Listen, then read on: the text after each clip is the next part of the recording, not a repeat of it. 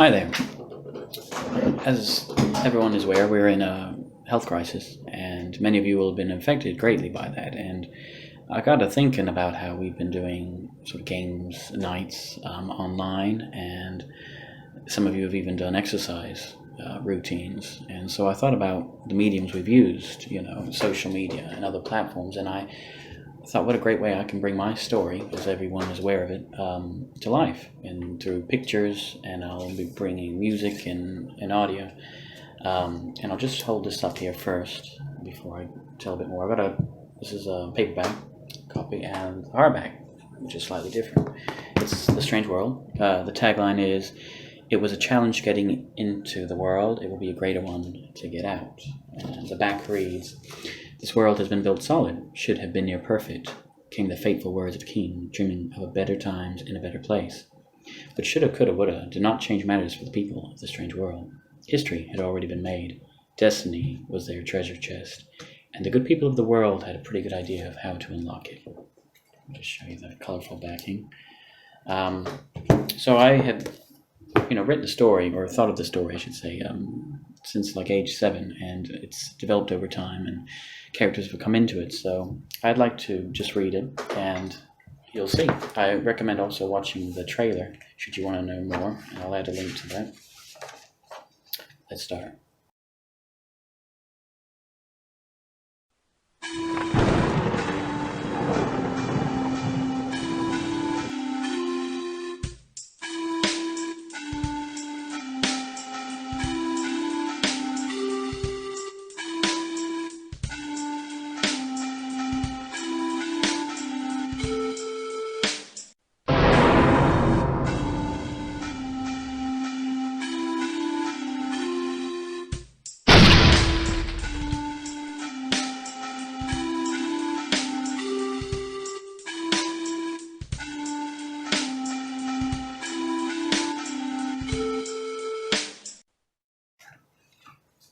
Chapter 1. In the Beginning. Little is known about the strange world, except what you've just read. I've tried to look at the many possibilities, but none of which came to any conclusion. For what lies in the flat plains and menacing skies looms an answer to a deeper secret. The world is not unlike ours.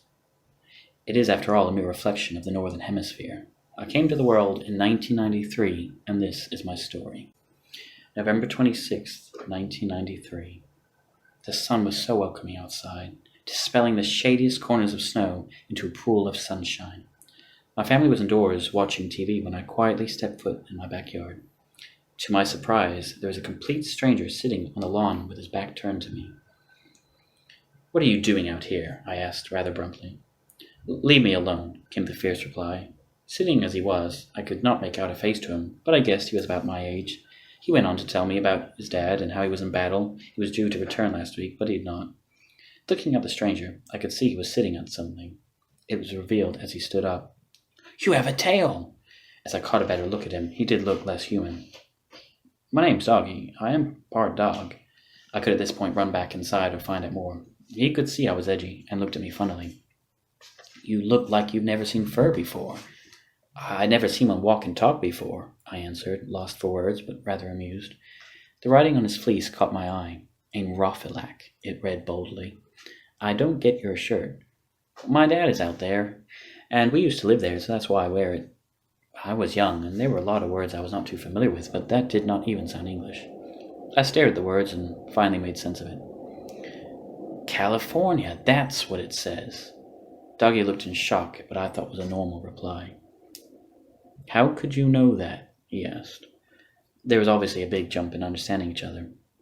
"I read it backwards," I said hesitantly. Everything I said sparked a more confused Doggy. He started to question me as if I was new here. He told me this was the strange world. I told him I had never heard of it. With every passing comment, Doggy looked more intrigued. I followed him as he walked ahead. At one point, it appeared as if he might take me through my house. I made sure he went through it to our front lawn. We did so in a zigzag-like manner. I could not understand why. I was told I would meet someone important. I think he was their king, because that's the name he went by. He walked out from the pine tree we had, like he was expecting me. Doggy told me to stand a distance back while he talked to the man. After what appeared to be a little more than a whisper, Doggy brought King over to see me. He was an older gentleman. His clothes looked old-fashioned and that color. His white hair flowed past his shoulders and matching his drooping mustache. He wore over his left shoulder that crossed his chest a brown satchel. "I've been looking at you for a long time," he exclaimed, whilst reaching his hand out to shake mine. As I put my hand out to meet his, it mysteriously went through it, as if it were ghostly. "Don't be frightened. I should have guessed it. You are no more in this strange world than we are on your planet. What you are seeing is a parallel illusion, but if we complete the book, then it could be more." "Mom!" I called out.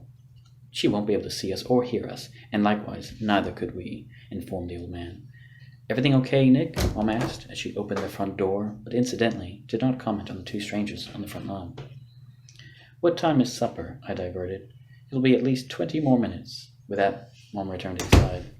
"Don't know to go on late talking to your mother?" Doggy asked. "I'm confused. What is going on?" I said, reducing my volume and tone of voice. "You are the proprietor, the only one who could interact in our world," answered King. "Your voice. It was talking funny a second ago. A bit like this place you made up. There is no such place.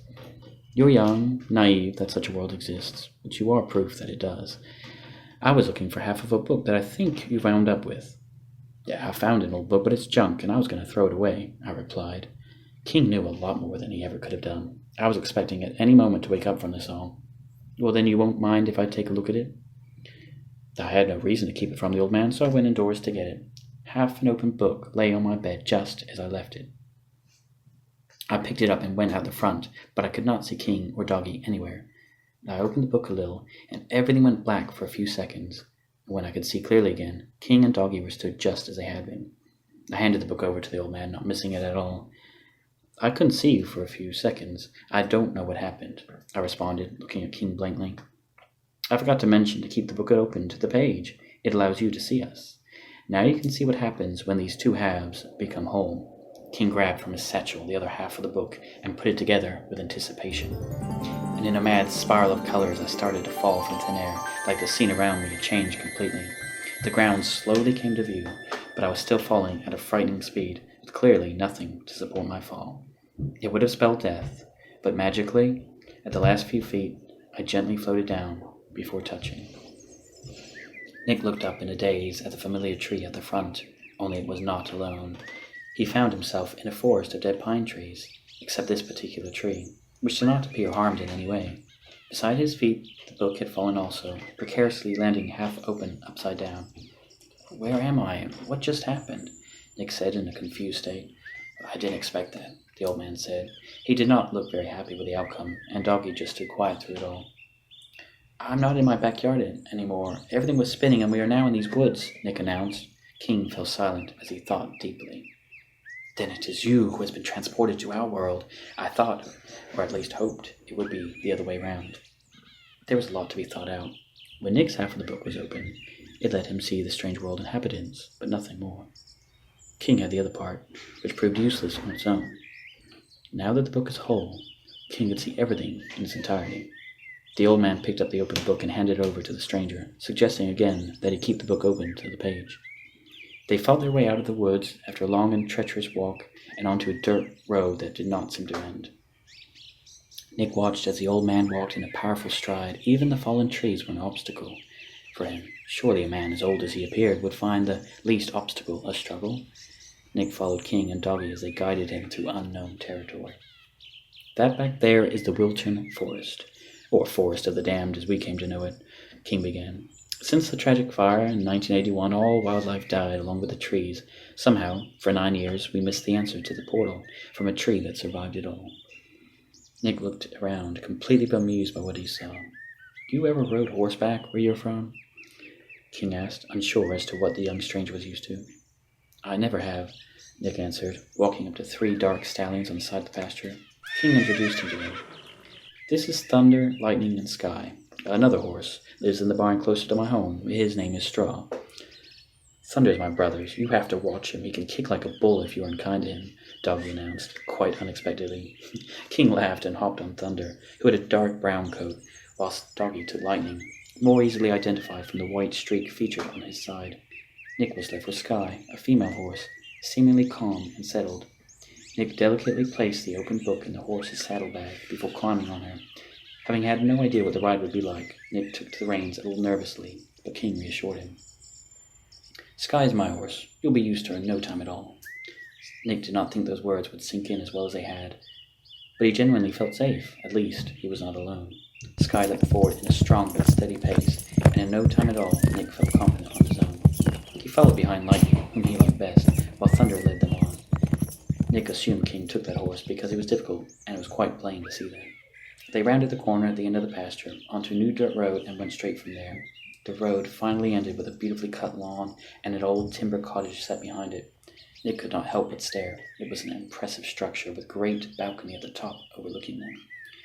King walked up to an oak door with a big brass door knocker. It looked far older than the cottage itself. Even the keyhole looked ancient. It opened up into a stretch of brown carpeted hallway with 2 doors either side of the wall and just enough space for a hat stand on the right as they came in. Framed pictures hung on the walls, mostly obscure paintings of countryside, but nothing of family, no photos. Nick followed Doggy, carrying with him the book, into the second door on the right where King turned into. Inside were huge bookcases that adorned the walls, filled with books of every sort.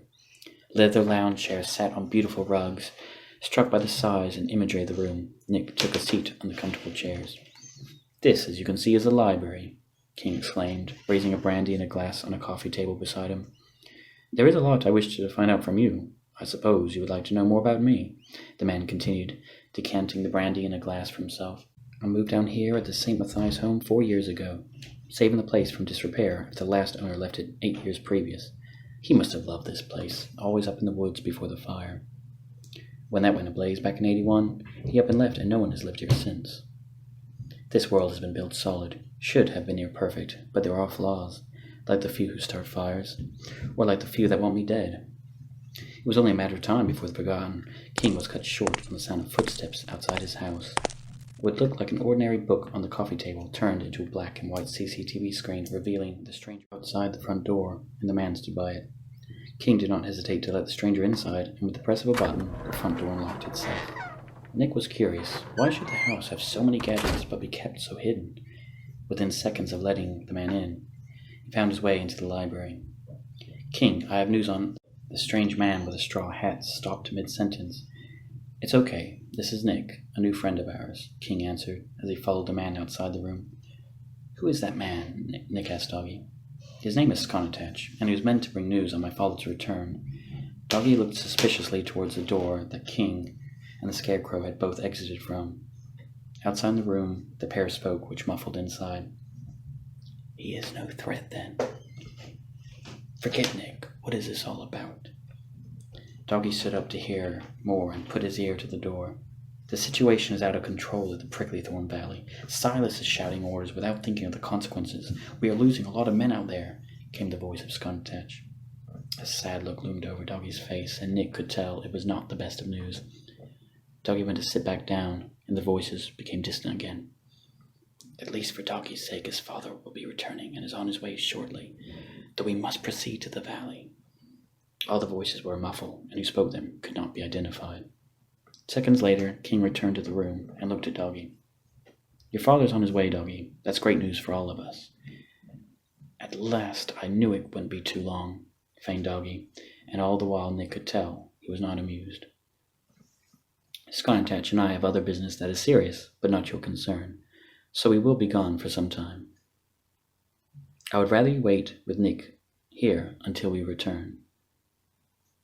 Be back in time for supper if we are not." With that said, King and the straw man exited the door. Doggy peered through a window as they jumped on their horses. "I can't wait here. I know my dad is in trouble." Doggy rummaged around a drawer and pulled out a flashlight. "Where are you going?" Nick said as he turned his head at Doggy rushing towards the door. "We've been fighting him for a year now. It must come to an end. Just wait here." He grabbed his coat resting on an armchair, and in a flash, he was gone. Nick watched out of the window as Doggy jumped on lightning that jolted into motion, following the direction of King. The room fell silent, all except a ticking from a grandfather clock. Nick carefully closed the book, and the world closed itself.